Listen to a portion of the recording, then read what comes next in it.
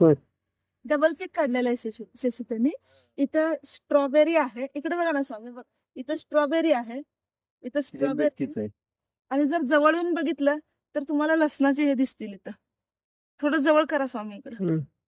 इथं लसूण लावलेला असा हा पूर्ण इकडं असा बघितलं तर हा लसूण आहे आणि इथं मिरची आहे, मिरचीचं हे झाड आहे आणि इथं मिरचीचं रोप आहे आणि हे आहे आपले स्ट्रॉबेरी आहे. म्हणजे आंतरपीक घेतलेलं आहे आणि इथं ड्रिपिंगची सिस्टीम केलेली. इकडे कांदा आहे, कोबी आहे. कांदा पण आहे तिथं, मोठा कोबी पण लावलेला आहे, आंतरपीक घेतलेलं आणि भोवती पपई, चिक्कू, पपई, चिक्कू, त्याच्यानंतर नारळ, हळद. हे हळदीचं शेत पलीकडं तुम्हाला दिसते. अशा प्रकारे हे सगळं एक किचन असल्यासारखं आहे हे शेत. चालू आहे चालू आहे चालू आहे.